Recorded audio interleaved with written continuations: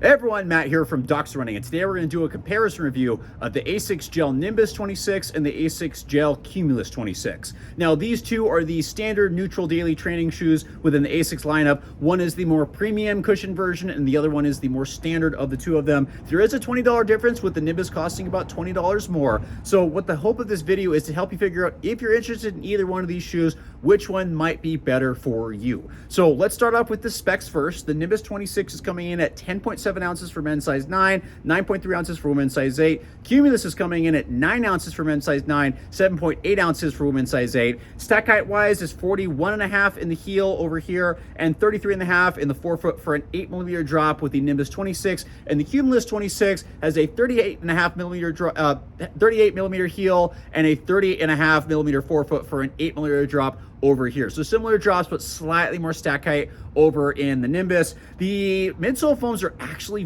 are the same. It is Flight Foam Blast with some pure gel in the heel, but the foams and the rides could not feel more different. The Nimbus does feel like the more premium cushion shoe. It is much softer. There's not that much in terms of stack height, but it feels like there's a lot more foam underfoot. As soon as you step into it, it's like very cushioned, very compliant underfoot, and immediately tells you, okay, this is a shoe for easier efforts and longer runs. When you step into the Cumulus, yes, it's the same thing. Yes, there's no outsole, which it should make it a teeny bit softer, but it is noticeably slightly firmer and definitely a little bit more snappy as soon as you put it on. You're like, I think this is a daily trainer, but this also feels like it can pick up the pace, which it can actually do. So daily miles are great in this, and then actually doing some up-tempo and faster workouts also work really well because of the really lightweight and the very aggressive geometry. So both these are rockered. I will say the heel in the Nimbus feels just a little bit more clunky because it's got a little bit more posterior flare, but that does break in and is a really smooth forefoot. The front is just a little bit stiff, so those people with toe mobility issues, you might do well here.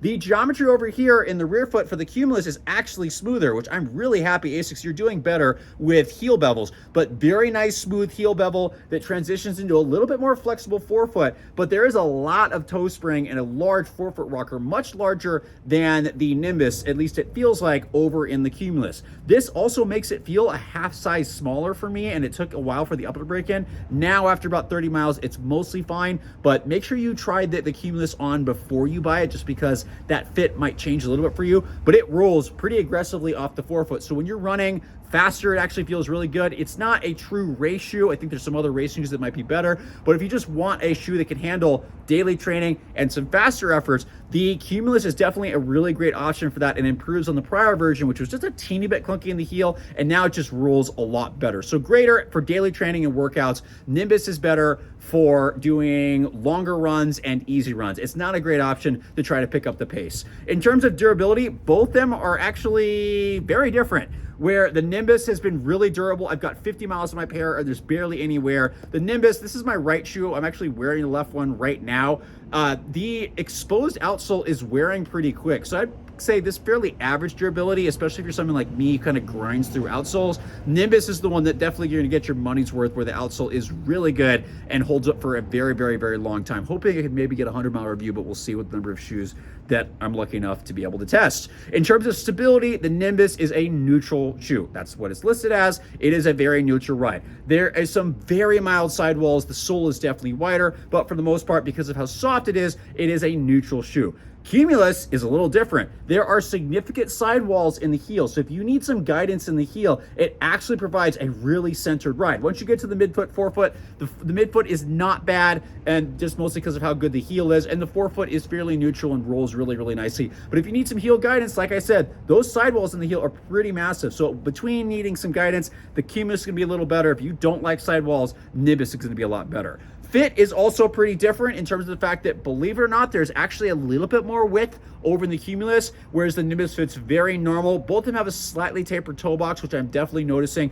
I'm noticing that taper a little bit more in the Cumulus, again, because what I think that aggressive toe spring shortens the shoe. But if that doesn't bother you, or if you go up a half size, that's probably gonna be fine. But if you need a little more room, maybe the Cumulus, but if you need more volume, that's where the Nimbus wins, where it's just this nice stretchy mesh, really gives you a little bit more room to be able to go height-wise and a little bit more stretch. So again, some differences in width and height, but both of them are excellent shoes. There's quite a bit of padding in the heel. Both of them have stiff heel counters. So if you have heel sensitivities, the Nimbus is probably going to be a better one because it's got a little more cushioning, but I haven't had either one bother me. Not the best shoe for those with Haglund deformities, but again, Nimbus might win if you just need a little bit more cushioning back there. So both of them are secure. Both of them, I haven't had any slippage issues. It's just a little difference in toe spring and a huge difference in weight that helps figure out this is going to be the lighter shoe. It's going to got a little more speed versatility, and the Nimbus is going to be the one that has a little bit longer versatility in terms of durability, but also much better into longer runs because it is so much more cushion. Both of them are great shoes, and both of them are great updates. As always, hope this helps. Please let me know in the comments below if you agree or disagree with me. I'm always curious to know what people's experiences are, and always we appreciate you watching, and hopefully, like I said, this helps.